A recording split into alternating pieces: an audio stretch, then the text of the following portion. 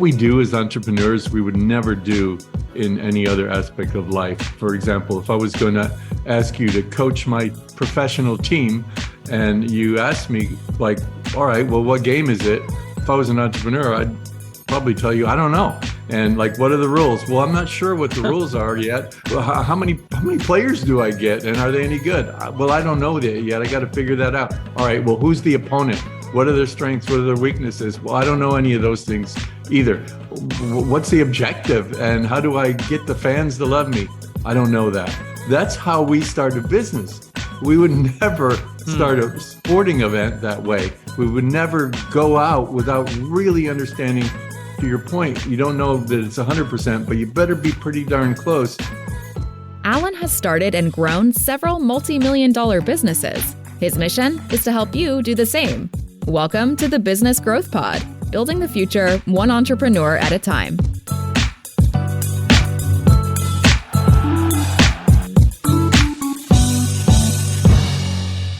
Hey everyone, welcome to the Business Growth Pod. I'm your host, Alan Draper. Very excited for my guest today. I would like to welcome to the show Fred Cary. Fred is a powerhouse entrepreneur and CEO of IdeaPros, a company that guides qualified entrepreneurs through the complexities and pitfalls of the startup world. Welcome to the show, Fred. Glad to have you. Well, I'm really happy to be here. I know your audience is always looking for more information, and maybe today we can give them a ton of it. Awesome. It's interesting that you guide people through the pitfalls of entrepreneurship. It's interesting how many there are. I always say, and I don't know if this is true or not, but I say that if I knew how difficult starting a business was, I don't know that I'd ever do it. So being naive in the beginning kind of helped me a little bit. What is it about business? Why is it that it's so difficult? What kind of contributes to that? And what are some of those main difficulties that somebody that's just getting started needs to overcome in order to accelerate growth in their business? I kind of feel the same way, in a sense, that had you known how difficult entrepreneurship was going to be, none of us would actually do it. However, there's a subset of humans that are not capable of working for others. We have too much going on. We think too much. We want to do things in a certain way. And our only choice is entrepreneurship, frankly, because working for the man, as they call it, just doesn't work for a lot of us. The trouble and the fires and the dangers that we face, a lot of them can actually be eliminated or greatly reduced if we know what we're doing. The problem is when we launch into something, we don't take the time, the energy, the effort to really understand the game we're playing, what the rules are, and how to go win. That's the biggest pain point we have right in the very beginning. You know, there's this aspect to starting and growing a company that deals with the unknown. And I like to say that businesses are like individuals where we're all unique with the specifics. Now, that being said, there are some general principles that apply. When you're helping somebody in the early stages of their business, what if there's a percentage, what percentage would it be about the knowledge about that business, all things included, personnel, marketing, industry, all these things? What percentage do you recommend that somebody has a firm grasp on before they start their company? Because I know it's not really practical to have 100% understanding before doing so. Yeah, unfortunately, and we've had about 100,000 applications to work with me and my company over the last couple of years. And one consistent factor is that the understanding piece of it is close to zero. What we do as entrepreneurs, we would never do in any other aspect of life. For example, if I was going to ask you to coach my professional team and you asked me like, all right, well, what game is it? If I was an entrepreneur, I'd probably tell you, I don't know. And like, what are the rules? Well, I'm not sure what the rules are yet. Well, how many players do I get? And are they any good? Well, I don't know that yet. I got to figure that out. All right, well, who's the opponent? What are their strengths? What are their weaknesses? Well, I don't know any of those things either. What's the objective? And how do I get the fans to love me? I don't know that. That's how we start a business. We would never start a sporting event that way. We would never go out without really understanding, to your point, you don't know that it's 100%, but you better be pretty darn close before you launch. You better know the game you're playing, who the opponents are, what their weak points are, what the rules are, how you're going to win that game, how much are you going to win, and how you're going to get your audience, which are your customers, to become the loyal fans for what you're doing and to root for you. Just like a sporting event, that's what you have to know before you can put on your uniform and go out on the field and start playing the game. And we don't do that. It's interesting to me that people don't have just basic grasp on some of those things, because I'm the type of person that I feel like I need more information than is necessary. And part of that is probably my legal background, where, lawyers are really adverse to risk naturally. But I think that's interesting that people are like, okay, well, let's do it. Well, who are your competitors? How are you going to get, I run into this a lot. I'll ask somebody that I'm consulting, what is going to be your marketing strategy? How are you going to get people into, in through the door? And they're like, a lot of times entrepreneurs think that they're going to hang a shingle, they're going to open their business, and people are going to be scratching and clawing to get in. And, and this may be a little harsh, Fred, but most people just don't care. They're too busy with their own lives. And it's not in this negative way where they're trying to, they're out to harm us. It's like, they're busy with their work, their families, their hobbies, and it's our job to make them care. And there's a number of ways that we can do that through marketing and sales. Do you find that's the case where early entrepreneurs, it sounds like they don't even know the game they're playing, so they certainly don't know, how to get people there to watch it, or whatever the analogy would be. Do you see that issue, and how do you address it? Here's kind of the bigger issue that lies directly on top of that. When I was growing up, and I'm an attorney, by the way, it's interesting. We're both entrepreneurs. Interesting. But when I was growing up and somebody asked me about the rich people, I would talk about the lawyers and the bankers and the guy down the street that owns a business, or the movie star or the athlete. That's it. Now it's all about entrepreneurs. It's all about Jeff Bezos. It's all about, all the people that we see in the media day in and day out creating things. And now everybody wants to be an entrepreneur. And you go on social media and you have a 20-year-old kid with a Lamborghini and a $10 million house that he's trespassing in front of, saying, give me $500 and I'll make you a successful entrepreneur as well. And the reality is you're going to lose. Because if you look at the statistics, if you look at the multimillionaires and the billionaires who are entrepreneurs, 94% of them came from prestigious universities. Over 60% of those got MBA programs from those same universities. They're insiders. They know how to talk the talk. They know everything you need to figure out the rules of the game, and they know how to talk finance, and they have the connections. The professor can call Sand Hill Road and get you an appointment with your paper napkin idea to 3 or 4 big venture capital firms. The rest of us, the 99% of entrepreneurs, are outsiders. And we've got to learn how to play the inside game if we want to win. And the only way to play the inside game is to roll up your sleeves and get at it 24/7. This is not a part-time job. This is not something you have a great idea that nobody's ever thought of in the history of the world that you're going to go out and become really successful doing. It's a lot of hard work, a lot of failure points, and a lot of study. You got to be really, really well informed of what you're going to do, where your opportunity is, and how you're going to attack that opportunity. In your experience, what has it been that has kept certain entrepreneurs moving and trying in the face of failure and hurdles versus those that throw in the towel? What is it? What can we give them to say, hey, this is, these are some processes that you need to follow to, keep at it? What's that magic bullet, if there is one? Yeah. The magic bullet is to be able to take a bullet and keep walking. It's really it's perseverance. It's the ability to look at failure as an opportunity to figure out how to do it right. If you look even back at Elon Musk with the SpaceX or whatever the hell he calls his version of billionaire roulette, the thing that is really interesting is if you look at the history, he had 3 major failures in the very beginning when they tried to launch those rockets. If the 4th one was a failure, he would have lost everything. And he was there doing it again. And the edge of losing everything he ever worked for in his life. And the 4th one went and it went up and it was successful. And it's that perseverance. It's the ability to take a failure point and treat it as an opportunity. If you can't do that, you're not going to win.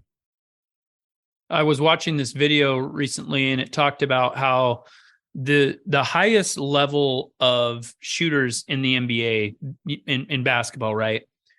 That even if they miss 5 in a row, if you were to ask them after their 5th missed shot in a row, they would tell you that they're going to make their next 5.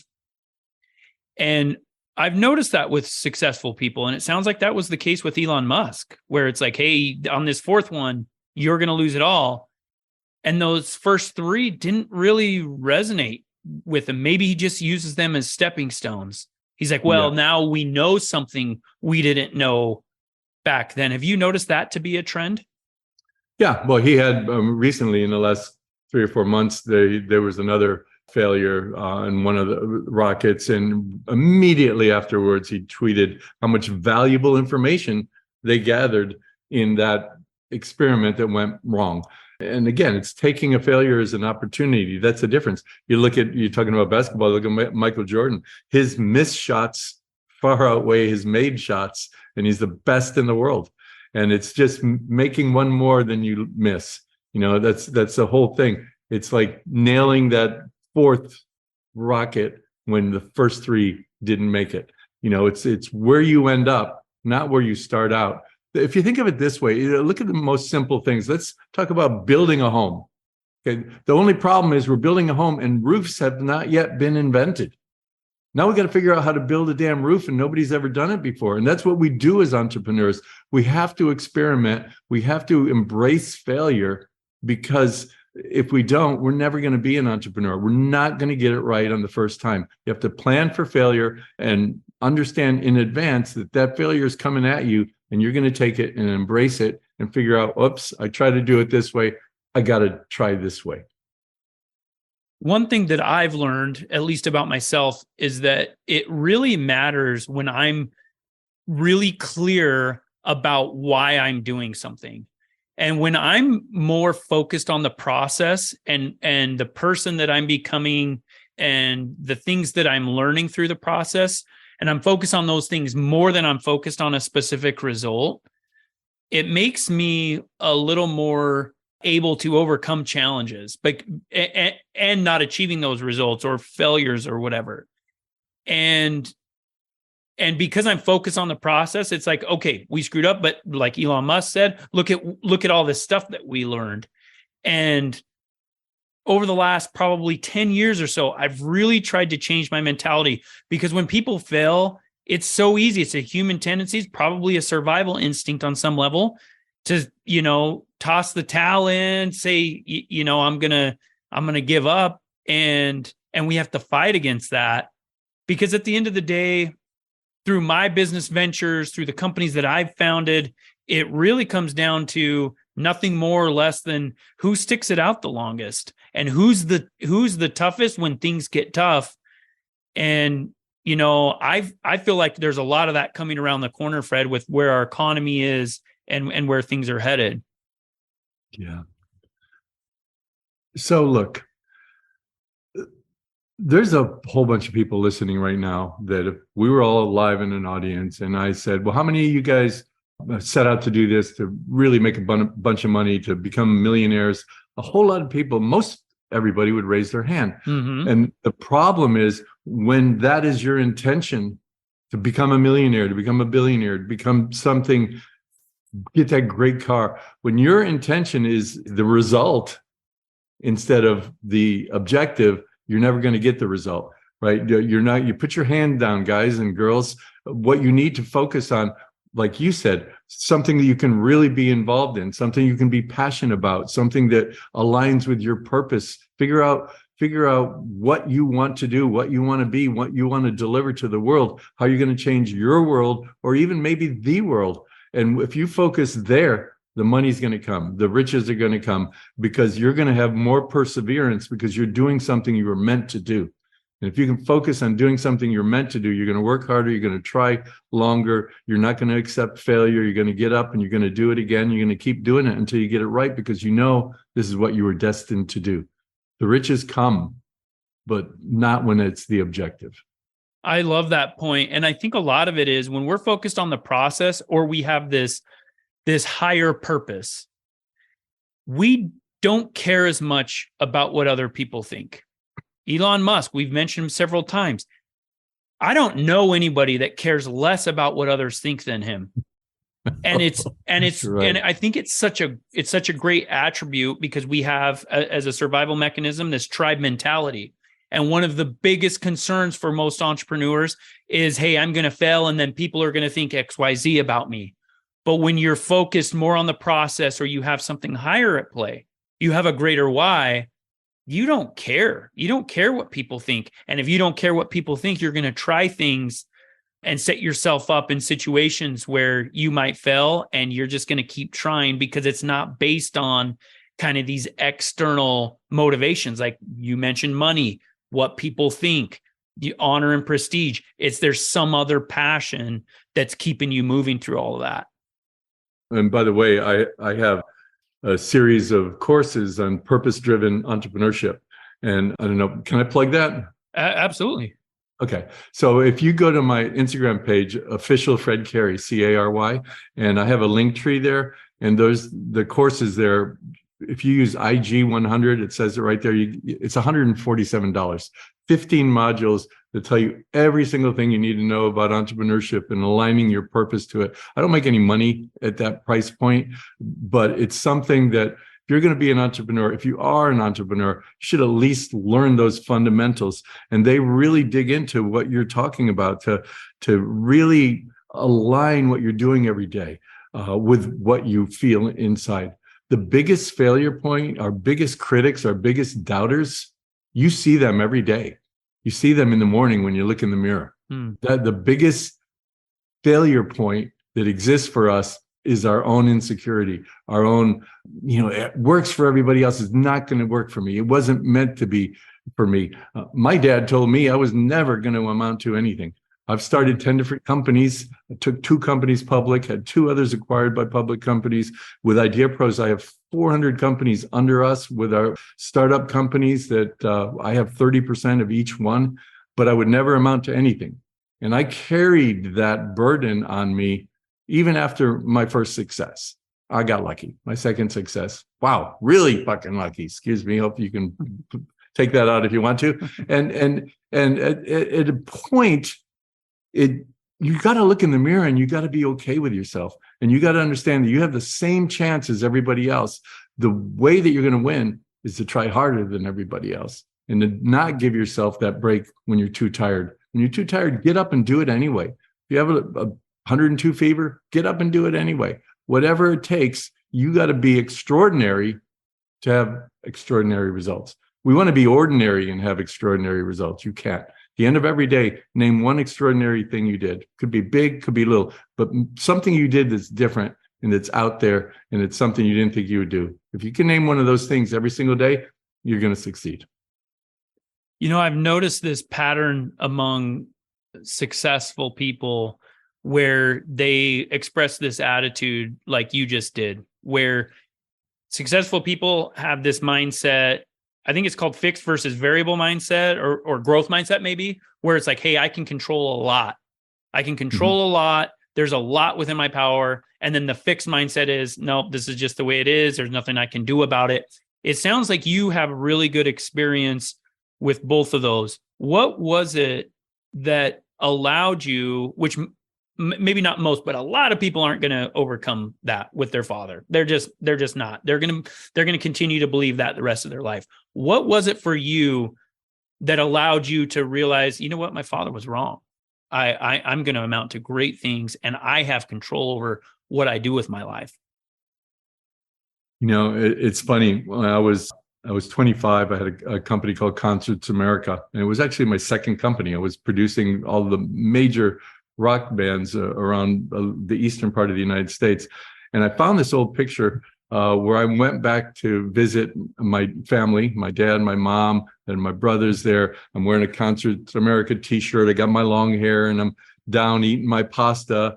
My hair was longer than yours, but I was sitting there eating my pasta. And my father's at the end of the table. And the moment the picture was taken, he was looking at me, and he had this disgusted look in his face that I didn't notice at the time. I noticed it recently when I found this old photo. And here I am. This was my second success that I was on at 25 years old. And he was looking at me like I was nothing. And so in a sense, you don't get over that. You let go of it. You can never justify it. You can never understand it. And if you're a parent out there, you need to encourage your kids, whatever they're doing, because they're not going to be like you. They're not going to be molded in the way you want them to be molded. They're their own little human beings, their own creatures, and they do things in their own way. And you as a parent, the more you encourage that, the more you enable that, the more you support that, the better that child's going to be, and the better your relationship with them is going to be, and the better you're going to be as a human being. And if you don't have a parent that was that way with you, let go, because they're never going to change. You can't go back. You just have to say, I'm going to do the best I can, because your father or your mother or whoever it is, they're only one of your daughters. Most people doubt you. And by the way, as much as you think that they're going to judge you if you're not successful, they're going to judge you even more if you are, because then their jealousy kicks in. We're a society that really, everybody wants to be this multimillionaire and entrepreneur, but the ones that are already there, we hate and we envy and we want to talk behind their backs about. So don't think about anybody else. Think about you. Do the best you can. You're going to find your way if you're the one that's guiding your course. Don't let anybody else do it. I mean, that story has so many great lessons. Everyone has an agenda. And this is true of people that are closest to us. And I recommend that you're really careful who you share your dreams and ambitions with, even if they're in terms of biologically very close to you or even socially. Because when I've noticed this pattern, Fred, of when I share my goals and dreams across a wide array of different areas of my life, not just professionally and financially. There are people that when I share those dreams, those goals, those visions, they feel like it's an attack on them. Your friends, for example, you tell them, hey, I'm going to start this business. What do they think? If he's going to be starting a business, he's not going to have as much time to spend with us. Your family, you tell them this, like, hey, maybe we believe that the family believes that money's evil, or maybe it's something on the religious side or whatever. And so be very careful who you share, that information with. It's crazy how these people that are that close to us can cause that much harm. And it's like, I always say, Fred, I'd rather encourage somebody and be wrong than discourage them and be right. I'm not the I told you so type of person. Yeah. And that's a really good point. And my father is kind of the extreme example on one end, but there are other people that mean the best for you, that are trying to give you good advice. And that advice is stick with your job. What are you doing? You're making good money. You got your retirement. Don't do that. The reality is there's only 17% of Americans are entrepreneurs. 17. That means 83% of people think we're crazy. And so the likelihood is that when you talk to somebody, you're going to be talking to them about something that's completely outside of their comfort zone. So they might be trying to give you good advice. I have a friend that is a motivational speaker. He was a big sports coach, and he ended up losing $100 million, got it all back. But when he was an attorney too. And when he got out of law school, he had an opportunity to work with LegalZoom. And they were first starting out. And he was talking to his mom about it. Should I go and do this new thing, the internet? Or should I got this offer from a regular law firm. And her very strong advice was that the internet was a passing phase and soon be over, and, be smart and go work for a law firm. Well, he didn't listen to her advice, but her advice was really, really well intended. And so a lot of times when people give you advice that you don't want to hear, they're not trying to hurt you. They may not even be jealous. You're way outside of their comfort zone. You're what we call crazy losers, right? We're crazy because everybody says we're crazy and we're doing things nobody else does. And we're losers because that's the spirit of entrepreneurship, losing before you win. We're all going to lose. We're all crazy, and embrace that, because right now you're in a really nice club. Yeah. I advise people that if you're not willing to trade places with an individual regarding a specific area of your life. So let's say my uncle is giving me financial advice, but I wouldn't trade places with him financially. I'm not going to listen to that individual. And this is true of every area of our life, spiritual, our family life, right? If I have this friend and he has some notoriety on social media and he's single, never been married, never had a longer than 6-month relationship, in his mid-40s, and he's constantly giving marital advice and talking to husbands about how they should treat their wives, I'm not going to take that advice, because I would not trade places with him regarding that. And for me, it's just kind of put this context, and it doesn't mean I need to be rude to them or, fire back at them, or you don't know this, I wouldn't trade places. I never actually say it. I just think it. And I take the advice and I just, choose a different path. And I try to follow the people that I would. And to be honest, I wouldn't trade places actually with anybody. Right. But just kind of that mindset. What do you think about that? As kind of we're wrapping up here. What do you think about that, Fred, for entrepreneurs that are getting started and they're looking for a mentor, they're looking for advice, they're looking for people to listen to? Give me your thoughts on that and what you would add to that. Well, the first thing I'll tell you is I'm willing to be your new friend, because if your friend is listening, he knows exactly who he is, and you've lost him, but you've gained me, because you're pretty awesome. What I would say, look, there's a difference between a mentor and a coach. Look at back to that game that we didn't understand. Let's pretend it's football. The coach out there may not be anywhere near as good as the player. He just happens, or she happens, to know the rules and the strategy behind the game and how to organize people, right? A mentor has been there and done that and is actually doing what it is that you want to do. Mm-hmm. So when you choose your mentors, choose wisely. Choose people that have actually had successes, and don't go with some 20-year-old that is going to teach you for $500 how you're going to really kick ass. Don't go for these coaches who've never done it before.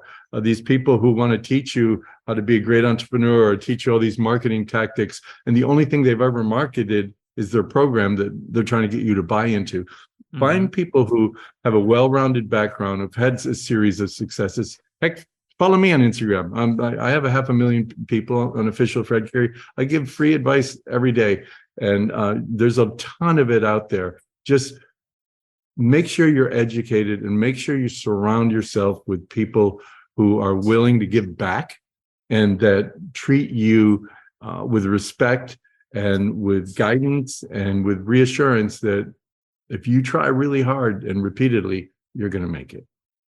Love it. Fred, I know you gave us your Instagram handle. Where else would you like to send people if they want to reach out to you, get in touch with you, learn more about what you're doing? Yeah, well, we have our website's IdeaPros.com. And it used to just be, we take partners, pay me $100,000 up front, 30% of the company, we're going to form together. We're going to take your raw idea. We're going to go kick some butt and create this first product of what should be many. But now we have all sorts of things that are free. My blog page, actually, if you go to my blog page, I'm really impressed by it. It's mostly from me, but it's my team put all this stuff together. It's all indexed, table of contents, anything you want to know about in entrepreneurship, it's all there. It's all free. It's in-depth, comes with a 20, 30-minute video along with each individual blog post, everything from raising money to marketing tactics to how to sell online, literally everything that you could want. That's all free. And we have things like, we have a insider checklist that is free as well. It's a pop-up on the top of IdeaPros.com. If you go there, it's going to give you 7 critical things that you need to know when you're starting any business. And then after that, for 7 days, I'm going to send you an email on each one of those 7 things that I go really in depth on it in the email. And I have a video attached to it. It's about a 20-minute video that really goes in depth on that subject. So there's a lot of stuff that's free that you can get from me. And then if you go up the food chain, there's other things that we can do as well. Teach you how to be a great entrepreneur, show you how to make your sucky idea not suck, and up from there. But do stop by and grab that free stuff and use it. It's going to help anybody. Love it. Well, thanks so much for joining us today, Fred. I wish you all the success in the future. Well, I appreciate that. And it was really great being here. Thank you. If you have enjoyed today's podcast, please leave us a rating. And for daily inspiration and business tips, follow Allan on Instagram. Until next time, remember, we build the future one entrepreneur at a time.